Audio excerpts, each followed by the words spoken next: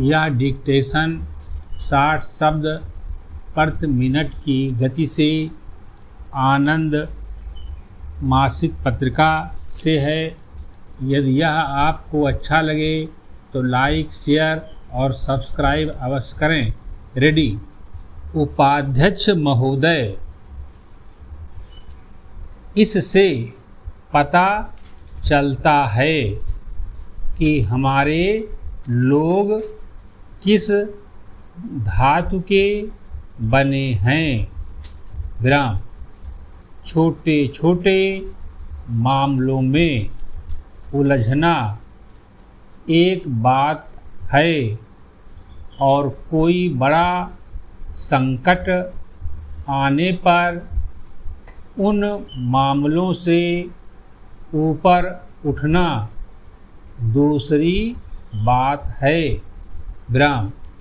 यद्यपि पहले बहुत कुछ ऐसा हो चुका है जिससे हम हताश हुए हैं, लेकिन अब जो कुछ हुआ है उससे मेरा हौसला बढ़ा है और मुझे विश्वास है कि आप सबका भी हौसला बढ़ा है। विराम।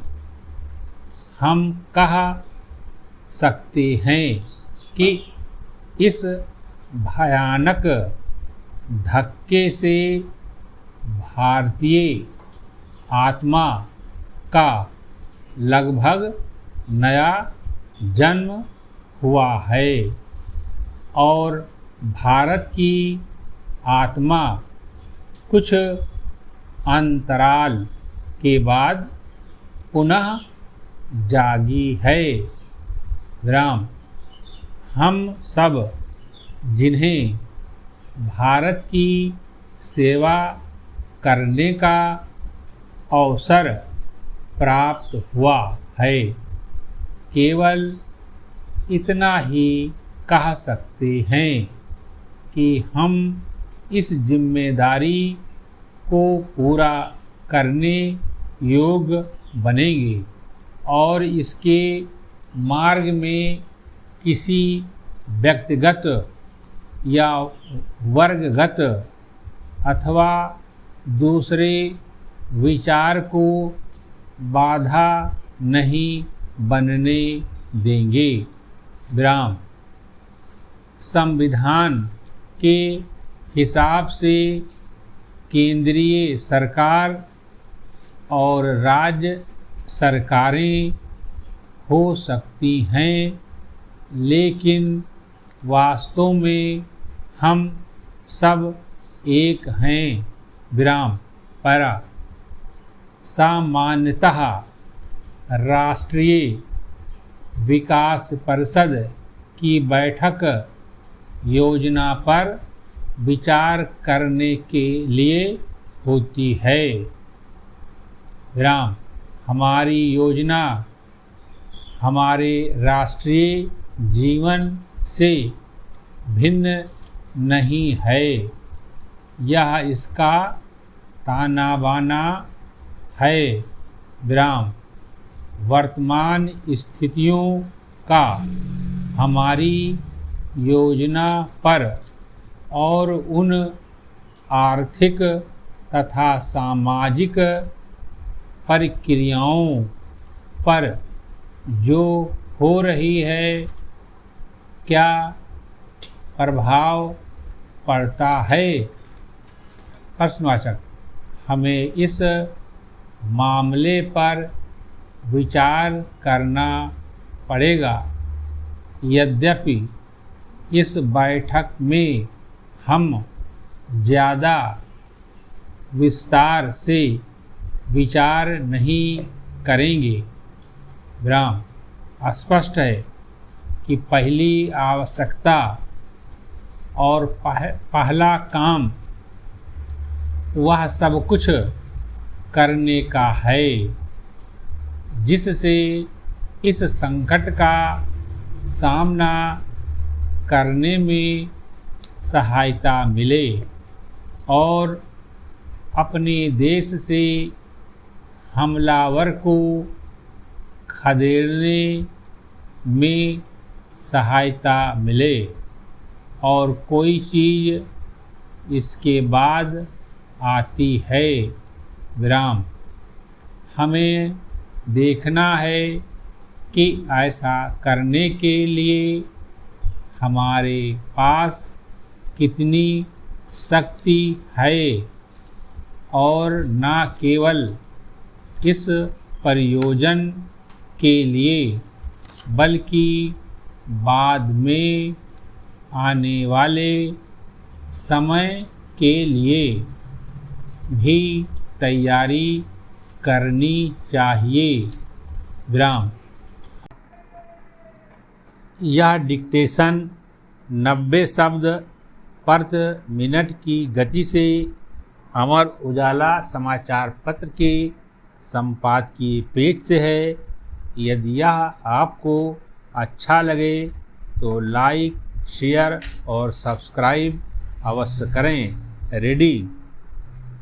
बहराइच जनपद के महाराजगंज इलाके में रविवार शाम दुर्गा प्रतिमा विसर्जन जुलूस के दौरान डीजे बजाने को लेकर दो समुदायों में हुई कहासुनी के बाद शुरू हुए हिंसा और तनाव के दौर का अगले दिन भी जारी रहना जितना दुर्भाग्यपूर्ण है उतनी ही क्षोभकारी है।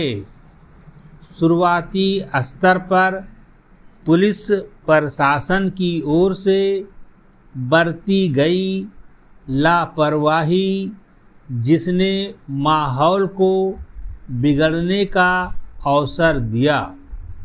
उल्लेखनीय है कि दुर्गा प्रतिमा विसर्जन जुलूस हर वर्ष इसी रास्ते से गुजरता है, लेकिन अब से पहले हिंसा हुई हो ऐसा देखा नहीं गया था। इस बार जब घटनास्थल से जुलूस गुजर रहा था तब पहले नारेबाजी और फिर दोनों समुदायों के बीच पत्थरबाजी शुरू हो गई, लेकिन एक युवक की गोली लगने से मौत के बाद पूरे इलाके में तनाव फैलता ही गया, जो वाकई चिंतित करने वाला है। त्योहार चाहे किसी भी धर्म के हों, उनका उद्देश्य समाज में खुशी, सामूहिकता और भाईचारे को बढ़ावा देना होता है। दुर्गा पूजा भी भारतीय संस्कृति और परंपरा का महत्वपूर्ण अंग है, लेकिन कुछ असामाजिक तत्व इन अवसरों का इस्तेमाल अपने निहित स्वार्थों के लिए करते हैं, जिससे समाज में तनाव व विभाजन की स्थिति उत्पन्न होती है। ऐसी घटनाएं सिर्फ बहराइच तक ही सीमित हों ऐसा नहीं है। बीते रविवार को ही पश्चिम बंगाल में भी दुर्गा पूजा पंडाल में तोड़ फोड़ की गई। हैदराबाद, कर्नाटक और झारखंड में भी बीते दिनों ऐसी ही घटनाओं का होना सामाजिक ताने बाने को हिला देने वाली गंभीर स्थितियों को ही दर्शाता है, जो राष्ट्र निर्माण के प्रयासों को भी धक्का पहुंचाती हैं। ये घटनाएं समाज को यह याद दिलाने की ज़रूरत की ओर इशारा करती हैं कि विविधता हमें तभी समृद्ध कर सकती है जब हम इसका सम्मान कर सकें। लेकिन अगर यही विविधता विभाजन की ओर अग्रसर होती है तो यह ना तो समुदाय विशेष और ना ही राष्ट्र हित में होगा। बहराइच मामले में मुख्यमंत्री योगी आदित्यनाथ द्वारा दिखाई गई सख्ती ऐसे वक्त में बिल्कुल उपयुक्त दिखती है, जिसके तहत उन्होंने आला अधिकारियों को मोर्चे पर उतारते हुए धार्मिक आयोजनों में बाधा पहुंचाने वाले असामाजिक तत्वों को तो कड़ा संदेश दिया ही है, लापरवाही दिखाने वालों पर सख्त कार्रवाई भी की है। यही नहीं, धार्मिक संगठनों से संवाद कर प्रतिमा विसर्जन जारी रखने के निर्देश देते हुए उन्होंने ऐसी स्थितियों से निपटने के लिए जरूरी रणनीतिक संतुलन भी दर्शाया है। बहराइच में पैदा हुए माहौल के बहाने सामाजिक ताना बाना नष्ट करने की ताक में बैठे तत्व सफल न हो पाएं, यह सुनिश्चित किया जाना चाहिए। दोषियों को सख्त सजा और सामाजिक सद्भाव की रक्षा इस वक्त प्रशासन के यही दो लक्ष्य होने चाहिए। समाप्त।